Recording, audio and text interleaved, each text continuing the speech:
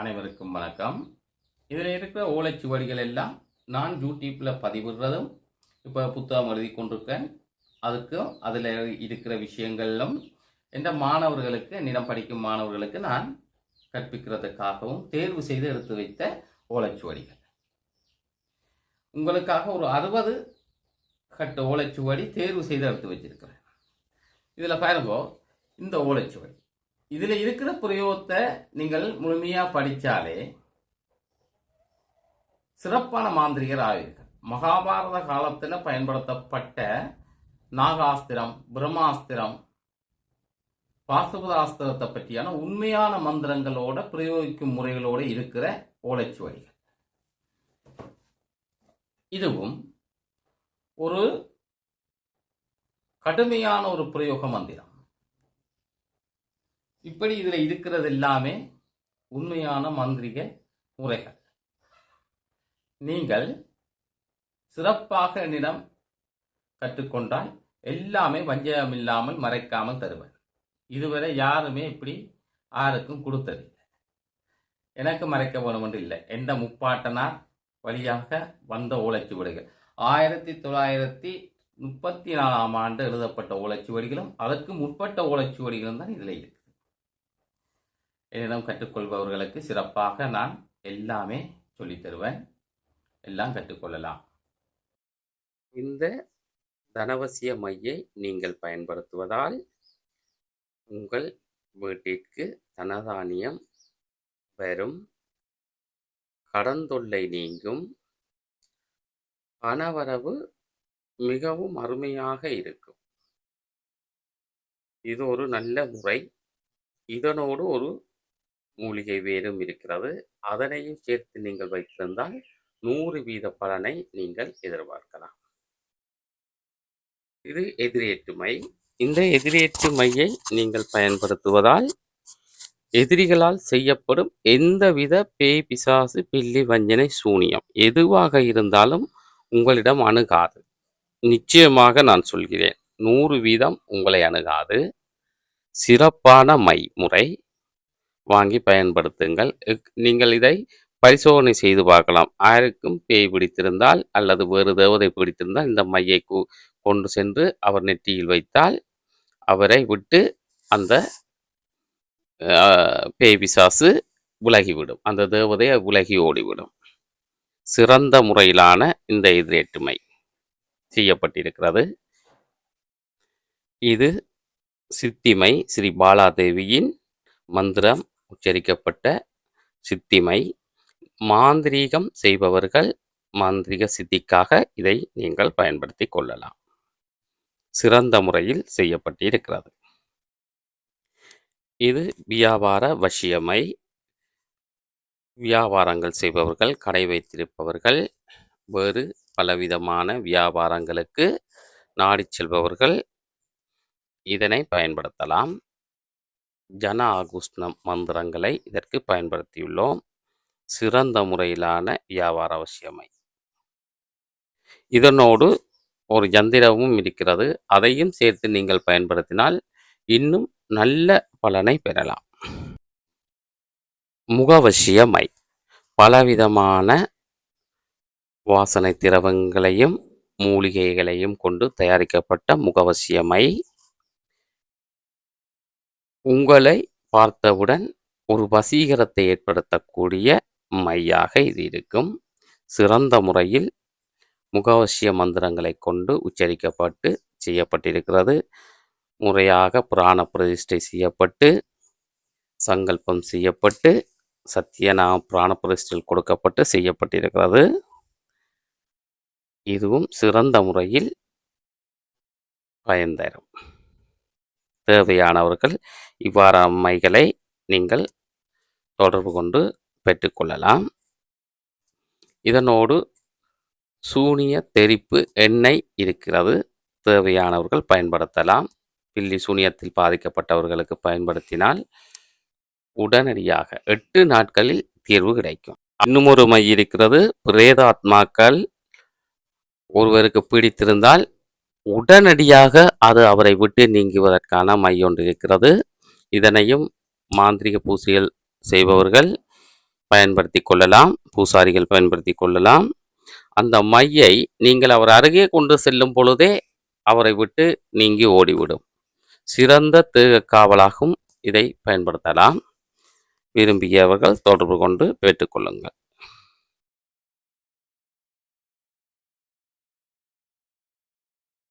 நாங்கள் இம்முறை பார்க்க போகும் மந்திரம் எதிரியை வேரோடு அழிக்கக்கூடிய காட்டேரி மாடன். இந்த மந்திரம் எங்கள் கைகண்ட முறையாக பரம்பரையாக பாவிக்கப்பட்ட ஒரு முறையான மந்திரம்.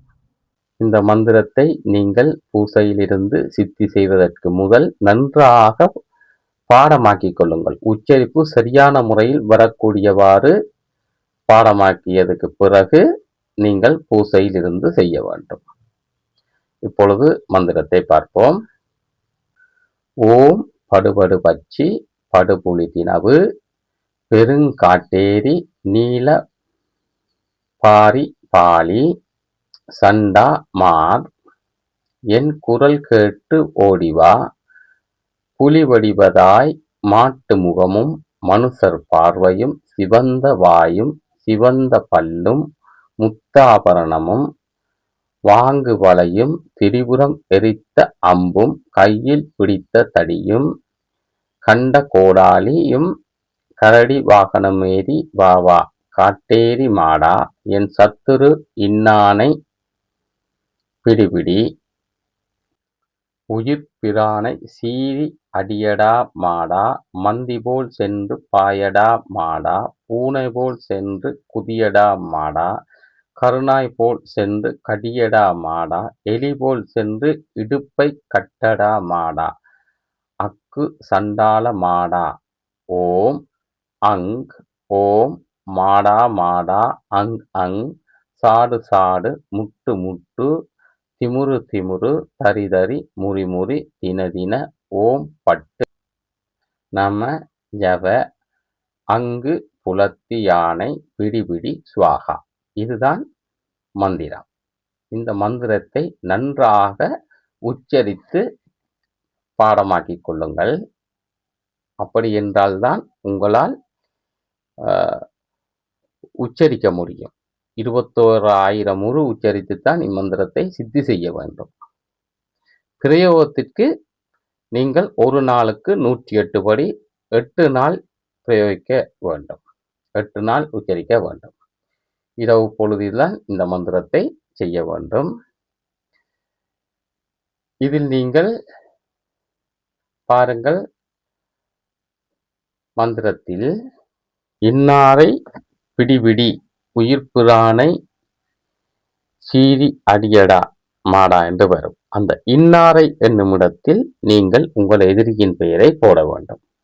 அவர் தந்தையின் பெயரையும் இன்னான் மகன் இன்னான் என்று நீங்கள் போட்டுக்கொள்ளலாம்.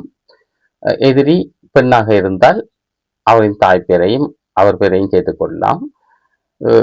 இல்லை என்றால் எதிரியின் பெயரை மட்டும் நீங்கள் போட்டால் கூட இது வேலை செய்யும். ஏனென்றால் இதை பாவை செய்து தாண்ட வைத்து எடுப்பதால் எதிரி தாண்டியதுக்கு பிறகு நாங்கள் எடுத்து இதை செய்ய வேண்டியிருக்கும். அல்லாவிட்டால் எதிரியின் இடத்திலேயே கொண்டு போய் அந்த பேருக்குரியவர் எங்கு வசிக்கிறாரோ அந்த இடத்தில் புதைக்கக்கூடிய பிரயோகம் என்பதாலும் அவரின் பெயர் மட்டும் இருந்தாலும் போதும். இப்பொழுது நாங்கள் இந்த மந்திர பிரயோகங்களை எவ்வாறு செய்வதென்பதை பார்ப்போம். ஒரு முருங்க மர கட்டையில் மாட்டு உருவம் போல ஒரு பாவை செய்து கொள்ள வேண்டும்.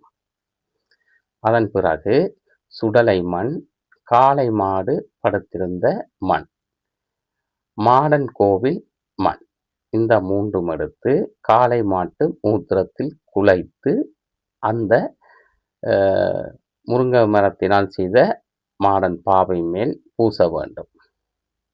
அதன் பிறகு வைக்கோல் எடுத்து அதன் மேல் வைத்து கட்ட வேண்டும். பொம்மை போல கட்ட வேண்டும். கட்டும் பொழுதே மாட்டு கொம்பு நுனித்துண்டு 2 அந்த தலைப்பகுதியில் வைத்து கட்ட வேண்டும். இவ்வாறு செய்வதற்கு முதல் நீங்கள் வைக்கோல் வைத்து கட்டுவதற்கு முதல் இதற்கு சரியான முறையில் இந்த பாவை மேல் பூசிய மண் காய்ந்திருக்க வேண்டும். அதன் பிறகுதான் நீங்கள் வைக்கோல் வைத்து கட்ட வேண்டும். இவ்வாறு கட்டியதற்கு பிறகு காரிய தகட்டிலே யந்திரத்தை எழுதி கொள்ள வேண்டும். எதிரியின் பெயரை யந்திரத்தின் பின்புறம் எழுதி கொள்ள வேண்டும். யந்திரம் பின்னால் இருக்கிறது, பார்ப்போம். எழுதியதற்கு பிறகு நீங்கள் அந்த யந்திரத்தை இந்த பாவையின் நெஞ்சிலே வைக்க வேண்டும். பூசை இடத்தில் பாவையின் நெஞ்சிலே வைக்க வேண்டும். பிறகு நீங்கள் இந்த பூசையை நீங்கள் ஆரம்பிப்பது சனிக்கிழமையாக இருக்க வேண்டும். இரவு 9 மணிக்கு பிறகு ஆரம்பித்து நீங்கள் இந்த பூசையை செய்ய வேண்டும். இந்த பூசைக்குரிய பொருட்கள் வெற்றிலை, பாக்கு, பழம் 5 வீதம் வைக்க வேண்டும். ஒரு வாழை இலை விரித்து அதிலே வெற்றிலை, பாக்கு, பழம் 5 வீதம் வைக்க வேண்டும். 5 1 ரூபாய் காசும் வைக்க வேண்டும். பச்சை அரிசி சோறு சமைத்து வைக்க வேண்டும். மீன் பொரியல், சுட்ட கிடா ஆட்டு ஈரல், கிடா ஆட்டு இறைச்சி மிளகு போட்டு அவித்து வைக்க வேண்டும். முட்டை அவித்து வைத்திருக்க வேண்டும்.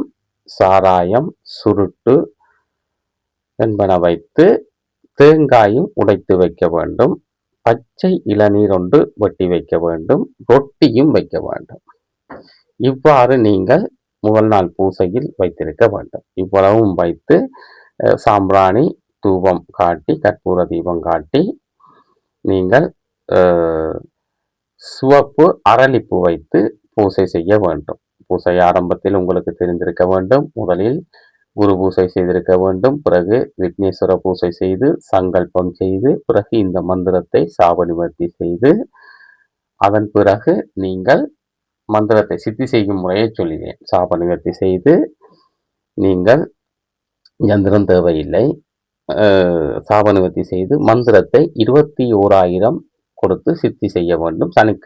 சனிக்கிழமை ஆரம்பிக்க வேண்டும். ஆரம்பித்து இவ்வாறு 21,000 கொடுத்து சித்தி செய்ய வேண்டும். யந்திரத்தை நீங்கள் பூசையில் வைக்க வேண்டும் என்ற அவசியமில்லை. உங்கள் மந்திரத்தை சித்தி செய்து கொள்ள வேண்டும். ஆனால் சாப நிவர்த்தி செய்யும் போது மந்திர யந்திரத்தின் சாபம் சீனர் என்று சொல்லி மந்திரத்தை மந்திர யந்திர இரண்டுக்குமே சாப நிவர்த்தி செய்து கொள்ள வேண்டும். யந்திரத்தை வைத்தாலும் எதுவும் பிரச்சனை இல்லை. ஆனால் யந்திரம் வைக்காமல் செய்வதே நல்லது. எமது நடைமுறையில் நாங்கள் யந்திரத்தை வைத்து சித்தி செய்வதில்லை. என்றால் அது பிரயோகத்திற்கு மட்டும்தான் எடுப்போம். அதனால் நீங்கள் மந்திரத்தை மட்டும் உச்சரித்து முதலில் சித்தி செய்து கொள்ளுங்கள். அதன் பிறகு நீங்கள் இறுதி நாளில், மந்திர பூசை முடியும் இறுதி நாளில் நீங்கள் ஒரு கருத்த ஆடு சுடலையில் சென்று வெட்டி பலி கொடுத்து வாருங்கள். வந்து பூசையை முடித்துக் கொள்ளுங்கள். இயலாதவர்கள் கருத்த சேவல் ஒன்றையாவது பலி கொடுத்து முடிக்க வேண்டும். முதல் நாள் வைத்தது போலவே இறுதி நாளிலும் அனைத்து படையலும் வைத்து நீங்கள் பூசை செய்ய வேண்டும். இடையிட்ட நாட்களில் சாராயம், சுருட்டு, ஆட்டு ஈரல் சுட்டு வைக்க வேண்டும். வெற்றிலை பாக்கு, பழம் வைக்க வேண்டும். இவ்வளவும் வைத்துத்தான் நீங்கள் பூசை செய்ய வேண்டும். பிறகு 21,000 முடித்ததற்கு பிறகு பிரயோகத்திற்கு வரும்போது இவ்வாறு அனைத்து படையலும் ஒரு சனிக்கிழமை தான் பிரயோகத்தை ஆரம்பிக்க வேண்டும். தேய்பிரையாக இருக்க வேண்டும். நீங்கள் எல்லாம் வைத்து நீங்கள் யந்திரத்தை சொன்னது போல பாவை செய்ய வேண்டும். முருங்கை மரத்தினால் பாவை செய்து, நான் சொன்ன முறையில் பாவை செய்து, அந்த பாவை நெஞ்சிலே அந்த யந்திரத்தை வைக்க வேண்டும். வைத்து நீங்கள் இதற்கு தாக்கு பிராண பிரதிஷ்டை கொடுக்க வேண்டும். இதற்கு முதல் நீங்கள் தெரிந்து கொள்ள வேண்டிய விடயம், திசைக்கட்டு அவசியமாக இருக்க வேண்டும். அங்கம் படாத மந்திரம் ஒன்று இருக்கிறது. அங்கம் படாத மந்திரம் ஒன்று இருக்கிறது. அந்த மந்திரத்தை கூறுகிறேன், கேட்டுக்கொள்ளுங்கள். ஓம் விதவித சாறு சாறு பாதமேவிய சண்டா பல்லை கடிகடி நெல்லை பிளவுல குறும் கச்சை தன்னை எடடா மாடா நான் நினைத்த காரியம் மட்டும் நிற்க நிற்கவே சிவாகா. இந்த மந்திரத்தையும் சித்தி செய்து வைத்துக் கொள்ள வேண்டும். ஒரு தேசிக்காவை கையில் வைத்துக்கொண்டு 108 உரு கொடுத்து அதை உங்கள் மடியில் வைத்துக் கொள்ள வேண்டும். இவ்வாறு வைத்துக் கொண்டுதான் நீங்கள் பூசை செய்ய வேண்டும். பூசை நீங்கள் செய்து முடித்ததும் அந்த தேசிக்காவை வெட்டி பலியிட வேண்டும். இவ்வாறு நீங்கள் பூசையில் ஒவ்வொரு நாளும் இருக்கும் போதும் ஒவ்வொரு தேசிக்காய் வைத்து 108 உரு கொடுத்து வெட்டியதற்கு பிறகே உரு கொடுத்து மடியில் வைத்துக்கொண்டு பூசை செய்ய வேண்டும். செய்து முடித்த உரு கொடுக்க வேண்டும். உரு கொடுத்து முடித்ததற்கு பிறகு நீங்கள் அந்த தேசிக்காயை வெட்டி பலி கொடுத்த வேண்டும். இவ்வாறு செய்வதால் எதிரிகளால் செய்யப்பட்ட எந்த ஏவலாக இருந்தாலும் உங்களை அணுகாது, அல்லது வேறு எதுவும் தேவதைகள் உங்கள் பூசைக்கு இடையூறு செய்யாது, அல்லது எதிரியினுடைய தேவதையோ அல்லது காவலோ உங்களுக்கு இடையூறு செய்யாது. இவ்வாறு நீங்கள் செய்து கொள்ள வேண்டும். இது கட்டாயம் செய்ய வேண்டிய ஒரு முறை. இந்த மந்திரத்தை உச்சரித்து, அதனால் இந்த மந்திரத்தை நீங்கள் முறைப்படி சித்தி செய்து கொள்ளுங்கள். அதன் நீங்கள் உடல் கட்டு இதை செய்து கொள்ளலாம், திசைக்கட்டு தனியாக செய்து கொள்ள வேண்டும். ஏனென்றால் இது மாடன் மந்திரங்கள், வெளியிடும் மந்திரங்கள், அளிக்கக்கூடிய மாரண வேலைகள் என்பதால் திசைக்கட்டு கட்டாயம் இருக்க வேண்டும். உங்கள் உடலுக்கு எந்த தீங்கு ஏற்படா வண்ணம் இந்த அங்கம்படாத மந்திர பிரயோகத்தையும் செய்து தேசிக்காய் வைத்துக் கொள்ள வேண்டும். பிறகு நீங்கள் உரு கொடுத்து கடைசி நாள் ஒரு கருப்பு சேவல் பலி கொடுத்து அந்த யந்திரத்தை சுருட்டி அந்த பாவை நெஞ்சு பகுதிக்குள் வைக்கோலுக்குள் வைத்து நூலால் கட்டி அதனை எதிரியை கடக்க செய்யும் அளமாறு கொண்டு போய் நீங்கள் சிறிதான பாவையாக இருக்க வேண்டும் கொண்டு சென்று புதைக்கலாம். புதைத்து கடந்ததுக்கு பிறகு எடுத்து கொண்டு வந்து மீண்டும் ஒரு தடவை பூசை செய்து நீங்கள் சுடலையில் கொண்டு சென்று ஒரு கருஞ்சாவல் பலி கொடுத்து புதைக்க எதிரி அழிவான். எதிரி அழிவது மட்டுமல்ல, அவர் குடும்பத்தில் உங்களை எதிர்ப்பவர்கள் எல்லாம் அழிவார்கள். இது ஒரு நல்ல கைகண்ட முறை. கவனமாக நீங்கள் செய்ய வேண்டும். இதற்கு மிக முக்கியமானது படையல். சரியான முறையில் படையல் இட வேண்டும். இதுதான் ஜந்திரம். பார்த்து கொள்ளுங்கள். இதைத்தான் காரிய தகட்டில் எழுத வேண்டும். இதன் பின்புறத்தில் எதிரியின் பெயரை நீங்கள் எழுத வேண்டும். எதிரியின் குடும்பத்தில் இருப்பவர்கள் எல்லாம் உங்களை எதிர்த்து வருவார்களாக இருந்தால் எதிரியின் மொத்த குடும்பம் என்று எழுத வேண்டும். எழுதினால் மாடன் அங்கு சென்று பல வேளைகள் முதலாவது எதிரியை ஸ்தம்பிப்பான். ஸ்தம்பித்து அதன் பிறகே மாரணம் செய்வான். சிறந்த முறை, நீங்கள் கவனமாக குருவை நினைத்து மனதை நினைத்து இதனை செய்ய தொடங்குங்கள். சுடலையில் புதைக்க முடியாவிட்டால் நீங்கள் மாடன் கோயிலில் புதைக்கலாம். இன்னும் வேகமாக இந்த செயற்பாடு நடக்கும். எதிரியின் வளைவில் கூட இதை புதைக்கலாம். நீங்கள் சரியான முறை. எதிரியை கடக்க வைக்க முடியாவிட்டால் நீங்கள் எதிரியின் காணியிலேயே நீங்கள் புதைக்கலாம். கூடுதலாக முருங்கை மரம் இருக்கும் இடத்தில் புதைப்பது நல்லது. எதிரியின் காணிக்குள் முருங்கை மரம் இருந்தால் அந்த இடத்தில் நீங்கள் புதைக்கலாம். புதைத்தால் மாரணம் ஏற்படும். பல விதத்தில் இது ஏற்படும். நீங்கள் இதை கவனமாக செய்ய வேண்டும். எல்லாம் சுடலையில் சென்றோ அல்லது எதிரியின் வளவிலோ அல்லது மாடன் கோயிலோ இதனை புதைத்ததற்கு பிறகு நீங்கள் வரும்பொழுது குளித்து விட்டு வீட்டினில் வரவும்.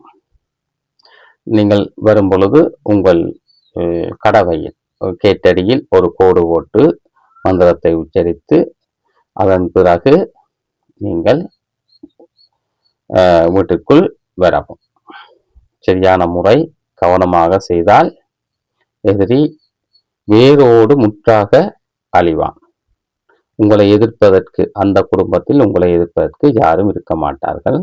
தர்மத்தோடு கவனமாக செய்யுங்கள். தர்மத்தோடு செய்யுங்கள்.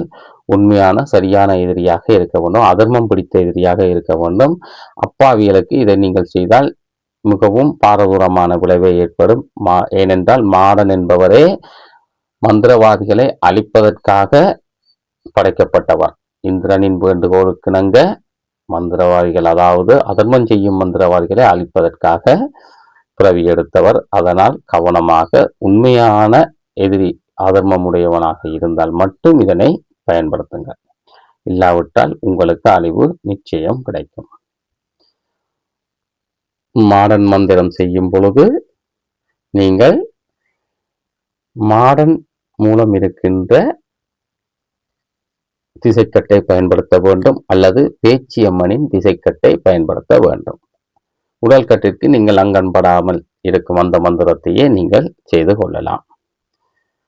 ஒரு குருமுறையோடு சரியாக தெரிந்து கொண்டு செய்வதே சிறப்பானது. இம்மந்திரங்கள் குரு மரியாதை செய்யாதவர்கள், அதர்மக்காரர்கள், வஞ்சகர்கள், கஞ்சத்தனமானவர்கள் ஆகியவர்களுக்கு நான் பதிவிடும் மந்திரங்கள் சித்திக்காது அழிவையே தரும். ஆதி பரமகவி மீது சத்தியம். இந்த மந்திர முறை பிடித்திருந்தால் லைக் செய்யுங்கள், சப்ஸ்கிரைப் செய்யுங்கள், ஏனையோருக்கும் ஷேர் செய்யுங்கள். மந்திரம் கற்றுக்கொள்ள விரும்புபவர்கள் என்னை வாட்ஸ்அப் மூலம் தொடர்பு கொள்ளுங்கள். குரல் பதிவாக அனுப்பி வையுங்கள். நன்றி, வணக்கம்.